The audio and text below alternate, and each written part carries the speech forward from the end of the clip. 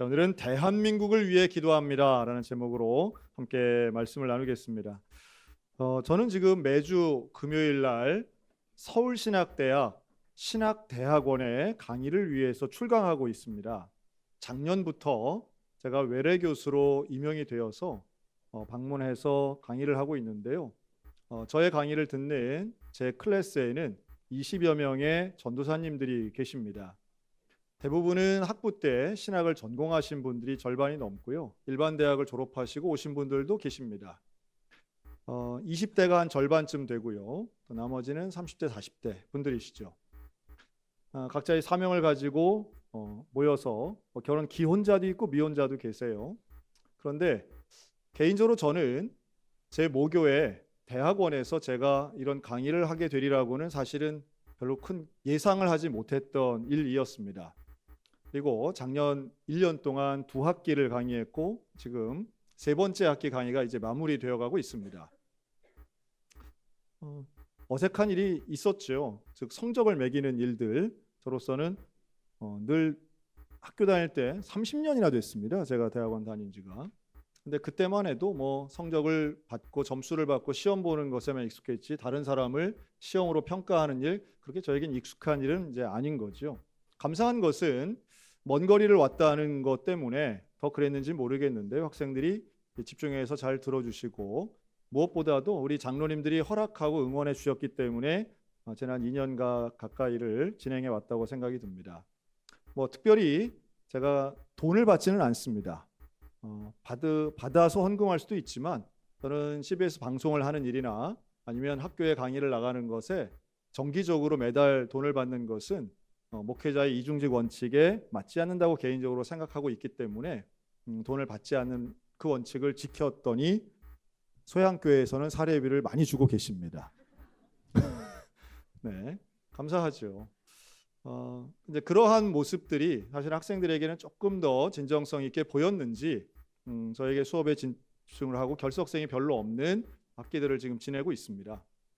그리고 이렇게 학기 말이 되면 6월이 되면 이제 학기 말인데요.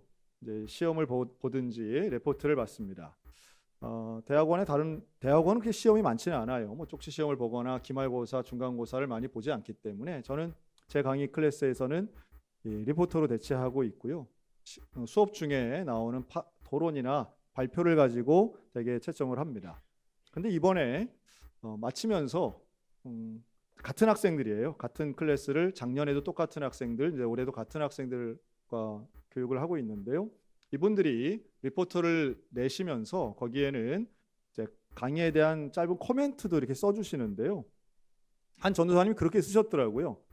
목사님의 강의를 들으면서 우리 교회, 본인이 지금 출석하고 있는 교회와 이제 많이 비교했다라고 하시면서 아마 강의 내용의 어떤 본질적인 것보다도 조금 더 인상적이었던 표현들이 있었던 것 같습니다. 그래서 뭐라고 썼느냐 하면 이제 본인도 이제 주일학교 설교를 하고 있는 전도사님이신데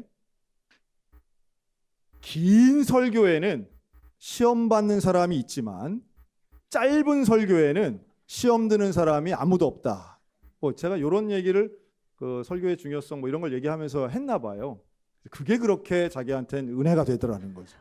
아, 그렇구나. 어디나 뭐 학교나 교회나 포인트는 각각이구나 생각이 들었는데요. 뭐 그런 거죠. 물론 성령이 임하셔서 제가 오늘 예배 시간은 1시간이지만 제가 오늘 특별히 2시간 설교를 할 수도 있는 거 아니겠습니까? 주여. 그러나 뭐 그럴 수도 있겠지만 그게 일상이 되거나 자주 되는 것은 유익한 일은 아니라고 생각이 듭니다. 시간을 지키는 것도 설교 준비의 중요한 원칙 중에 하나고요. 또 회중을 배려하는 마음도 분명히 필요하죠. 성령의 임재 무엇보다 중요한데 그것은 설교를 준비하는 과정 중에 있어야 할 것이고요. 이를 위해서 마치 그 격언이나 경구같이 이제 아포리즘처럼 제가 이렇게 얘기를 한 것을 학생들은 잘 기억하고 있더라고요. 이렇게 저에게서는 후배면서 또 동시에 예비 목회자들에게 저의 현장 목회의 경험들을 나누고 이야기하는 것은 평신도들을 대하는 것과는 확실히 좀 다르다는 생각이 듭니다. 그러면서 가능하면 좋은 목회자가 되었으면 좋겠고 우리 교단에 남았으면 좋겠고 받은 사명을 포기하지 않았으면 좋겠다는 이야기를 제가 좀 반복적으로 하는데요. 이제 그런 마음들이 모여진 것이 성경에도 있습니다. 그게 바로 목회 서신이라고 할 수 있는 디모데서입니다. 이 디모데 전후서는 후배 목회자, 나의 영적 아들이라고 표현할 수 있는 사도 바울과 디모데의 관계가 이제 그런데요. 이 디모데에게 목회란 이런 거야. 교회를 이끌어갈 때 이렇게 해야 돼. 교인들을 이렇게 가르쳐야 돼라고 하는 목회적인 교육, 또 당부의 내용들이 이 서신 안에는 가득히 담겨져 있습니다. 따뜻한 톤으로, 요즘 말로 톤 앤 매너라고 하겠죠. 따뜻한 톤으로 격려하고 칭찬하면서 이 사도 바울은 디모데를 가르치고 있는데요. 오늘 읽은 디모데전서 2장은 바로 그런 면에서 제일 먼저 바울이 뭘 가르치고 있는가 보니까 기도에 대해서 가르치더라는 거예요. 기도는 누가 뭐라 해도 하나님을 믿는 신앙인으로서 가장 중요한 방법이고 동시에 내용입니다. 기도와 도고, 또 간구와 감사라고 하는 다양한 표현을 사용했지만 결국 핵심은 기도해야 된다는 거예요. 그런데 이 디모데전서 2장 1절부터 4절까지 나오는 내용이 우리에게 좀 인상적인 것은, 그런데 그 기도의 내용에 있어서 누구를 위해서 기도하는 게 중요하냐 하면 2절 임금들과 임금들을 위해서 기도하랍니다. 또 두 번째는 또 누구를 위해서 기도해요? 바로 높은 지위에 있는 모든 사람들을 위해서 기도하라고 말씀합니다. 글쎄요. 임금들, 또 높은 지위에 있는 사람들, 여러분 이들은 사회적인 약자일까요? 강자일까요? 당연히 강자죠. 또 그 당시에 있는 사람들에게는 계급 사회에 살던 이 고대 사회에서는 강자 중에 강자들입니다. 근데 이들을 위해서 기도하라고요? 이게 무슨 의미가 있을까요? 당시의 사람들은 종교에 상관없이 사실은 고대인들은 다 임금님들 위해서 기도했습니다. 임금을 위해서 기도한다는 것은 아주 하나의 톤이 정해져 있죠. 우리나라도 비슷한데요. 왕을 위해 기도할 때 대개 만세수를 하시고 강건하시고 그 모든 영광을 다 받으시라는 하나님을 향해서 하는 그런 단어나 표현들이 사실은 왕들에게 대부분 쓰이죠. 그리고 혹여라도 왕이 죽거나 아니면 왕권을 잃으면 그 다음 왕은 누가 되나요? 대개는 그의 자녀들, 가족들이 되는 게 일반적인 원리였습니다. 그러니 당시의 사람들이 왕을 위해 기도한다는 것은 그 왕 자체가 정권이 오래도록, 아주 그 집안이 잘 되도록, 그 사람이 강건하도록 이렇게 하는 그 왕 자체를 위한 기도가 되는 거죠. 그러나 오늘 성경은 그런 뜻이 아니라고 하는 게 중요합니다. 먼저 제가 이렇게 해서 한번 질문 드릴까요? 한 나라의 임금은 한 사람인가요? 여러 사람인가요? 임금은 한 사람이잖아요. 그런데 오늘 2절에 임금들이라고 복수로 말합니다. 어떻게 임금들이 될 수 있죠? 글로벌 어떤 마인드를 가지고 전 세계에 있는 왕들을 의미할까요? 물론 여기에는 두 가지 의미가 있는데요. 소위 말해 분봉왕이라고 하는 작은 지역을 다스리는 총독 같은 사람도 왕, 또 가장 높은 건 당연히 로마의 황제가 되겠죠. 로마의 황제도 왕. 그래서 모든 임금들이라고 할 때는 이 높은 고위직에 있는 사람들의 총칭이라고도 말할 수 있고요. 그러나 하나님의 뜻으로 비추어 본다면 전 세계에 있는 모든 왕이라고 해도 사실 무리는 없습니다. 그런데 이 개념이 뭘까요? 왜 임금들을 위해서 기도하고 높은 지위에 있는 안 그래도 잘 먹고 잘 사는 사람들을 위해 기도한다는 게 무슨 의미가 있을까요? 바로 이어서 2절에 이렇게 그 이유까지 설명하는데요. 이렇게 기도해야 되는 이유는 우리가 모든 경건과 단정함으로 고요하고 평안한 생활을 하려 합니다. 즉 거룩하고 평안한 삶을 위해, 누구의 평안한 삶일까요? 나의 평안한 삶, 우리 교회의 평안한 삶을 위해서 저 임금들과 높은 지위에 있는 사람들을 위해 기도하라는 거예요. 그렇다면 이 기도의 내용은 당연히 저들의 정권 연장이라기보다는 저 왕권이 강화되는 것보다는 저 모든 결정권을 가지고 있는 사람들이 잘 결정하라는 거죠. 여러분, 임금과 높은 지위에 있는 사람들의 결정권이 뭐가 있어요? 재정, 인사, 안보 등 모든 국가의 중요한 것은 이들이 다 결정하는 겁니다. 자, 이쯤 되면 이제 지금 우리의 현실과 거의 비슷하죠.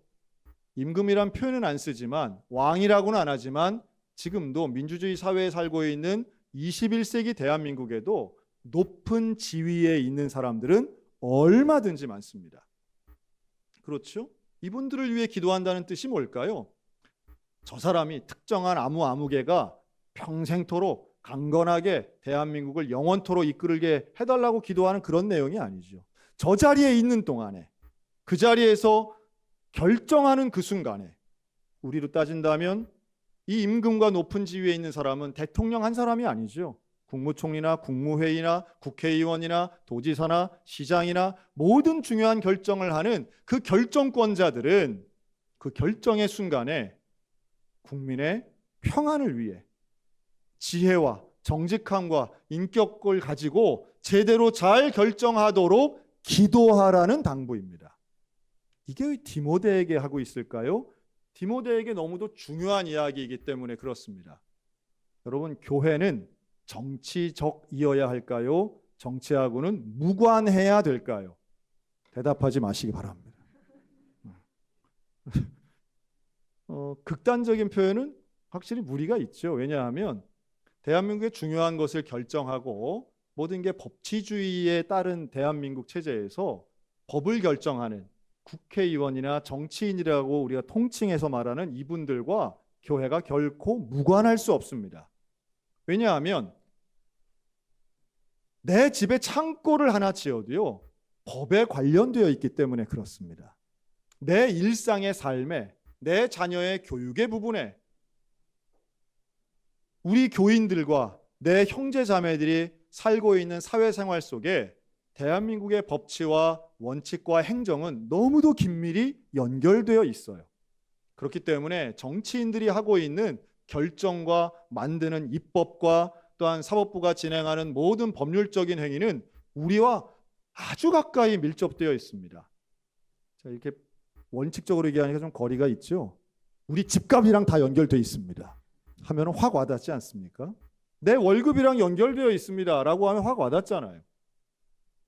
그러니 기도 안 할 수 없는 거예요.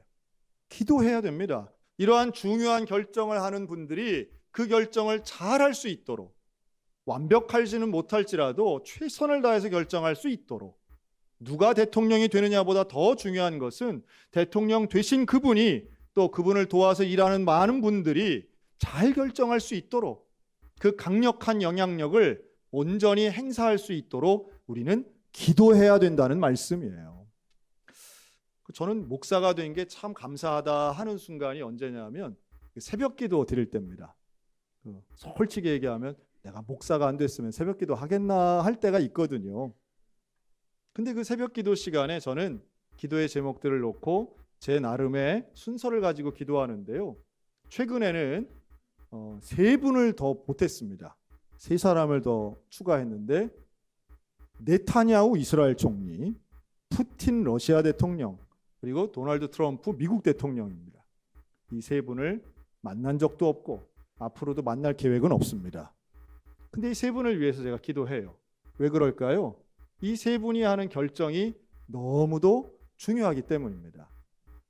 여러분, 지금 가자 지구에 얼마나 끔찍한 일들이 벌어지고 있느냐 하면 사람들이 굶어 죽고 있습니다. 근데 식량이 없어서 굶어 죽느냐 하면 그것도 아니더라고요. 전 세계에서 가자지구 주민들을 위해서 수많은 식량을 보내줬어요. 그 관리를 미국이 하더라고요. 그래서 미국에서 그 많은 식량을 보내서 밀가루 포대를 산더미 같이 쌓아놓고 배급하고 있어요. 근데 왜 굶어 죽을까요? 그런데 그 배급소에 밀가루를 타러 가는 그 가자지구 주민들을 향해 미사일을 쏘고 있는 거예요. 사람들이 왕 모이니까 포탄이 떨어져요. 학살이 일어나고 있는 겁니다.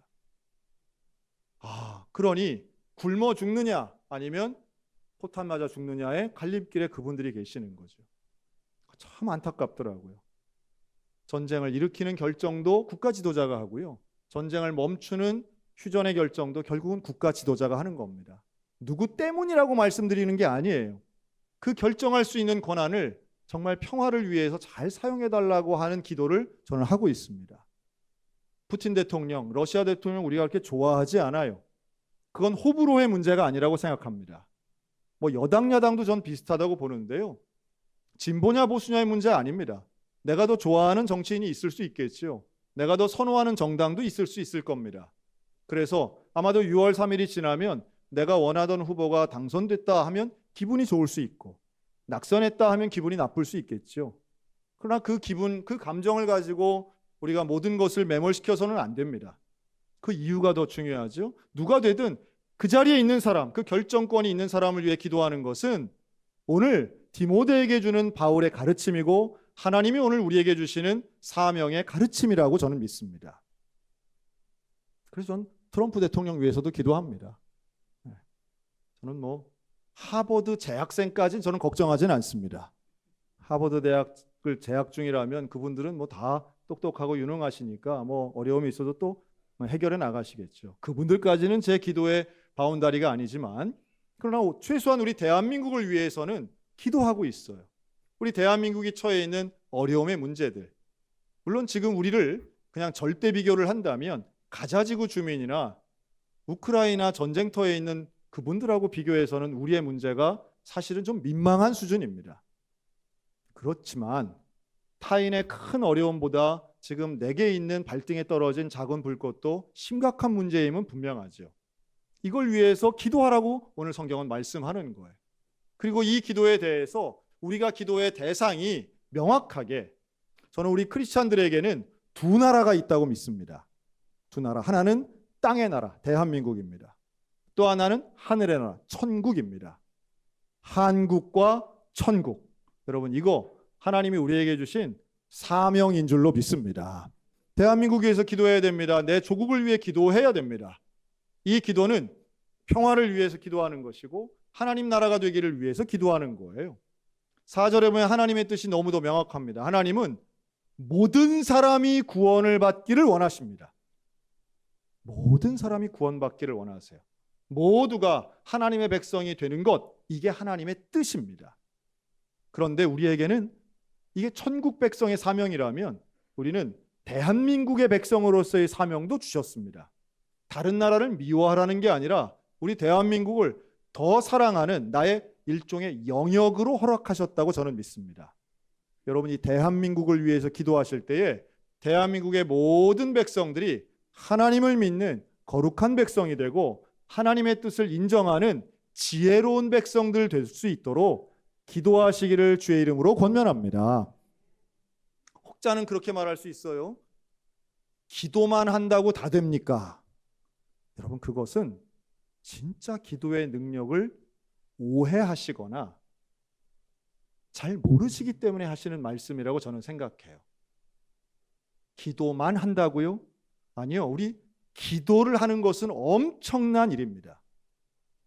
기도는 우리가 기도할 때 인간의 능력이 아닌 하나님이 일하시는 기적이 일어나게 될 줄로 믿습니다.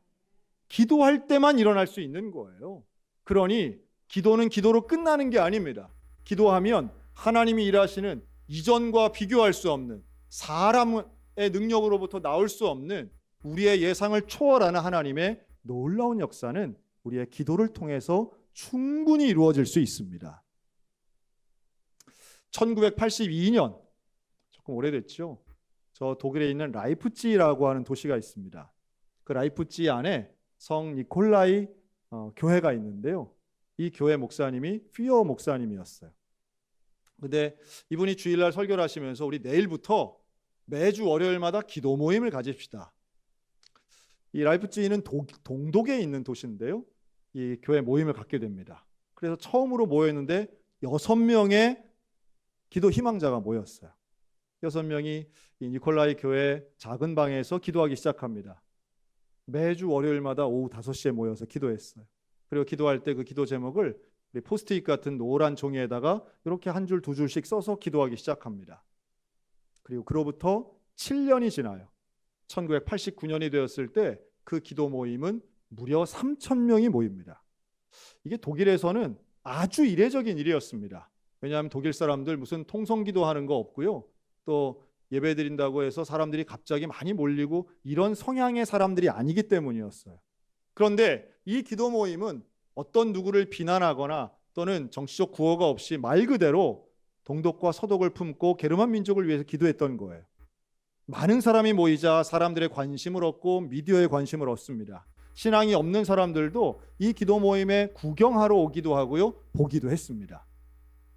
그리고 모두가 아시는 것처럼 1989년 이 기도 모임이 생긴 지 7년 만에 1989년 11월 9일 날 베를린 장벽은 무너지게 됩니다. 그 놀라운 기적의 순간, 누구도 날짜를 예상하지 못했던 그 베를린 장벽이 무너졌던 그날 독일의 일부 신문에는 그렇게 쓰여졌습니다. 기도가 기적을 만들어내었다. 기도가 기적을 만들어내었다. 여러분, 저는 이 대한민국이 특별히 우리와 같은 역사, 같은 언어를 사용하고 있는 북한과 남한이 통일되는 기적은 오직 하나, 기도하는 성도들에 의해서만 가능하다고 믿고 있습니다. 여러분, 우리가 기도하면 언제가 될지는 모르지만 남북한이 통일될 수 있는 줄로 믿습니다. 통일되는 것이 왜 필요한가? 우리에겐 평화가 필요하기 때문입니다.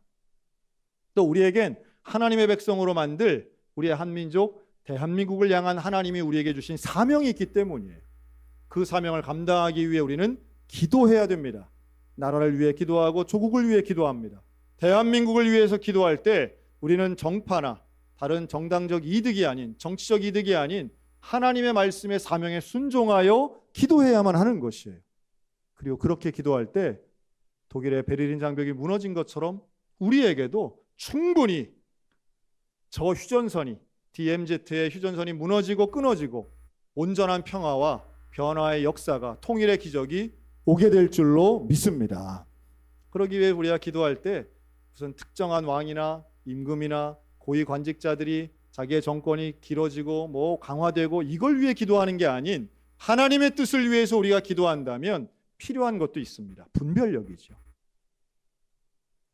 우리가 이 시대에 정말 분별력을 가지고 하나님의 뜻이 온전히 이루어지게 하길 위해서 우리는 주의 뜻을 분별하여 알아야만 합니다. 진리를 알아야 되겠죠. 그리고 그걸 위해서 한국교회는 부단히 노력하고 있습니다.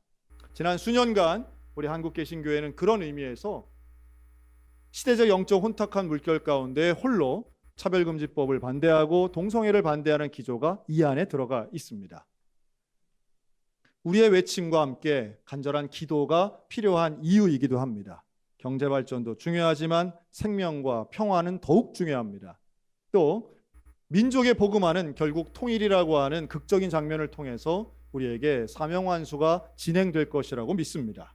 앞으로도 하나님이 우리에게 주신 이 귀한 한국과 천국의 사명 잊지 않고 기도의 끈을 놓지 않으며 하나님이 우리에게 주신 이 귀한 민족 복음화를 이루어 나가는 저와 여러분들 우리 소양성결교회 되시기를 주님의 이름으로 축원합니다. 아멘. 기도하겠습니다.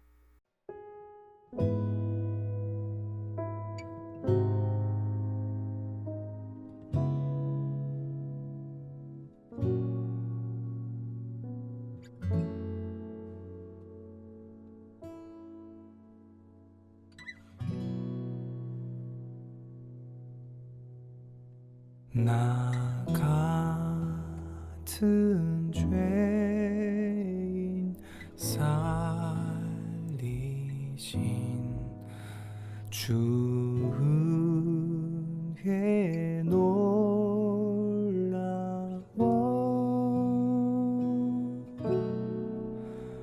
잃었던 생명 찾았고 광명을 얻었네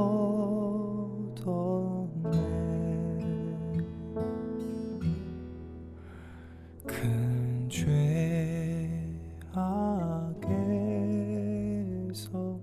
건지신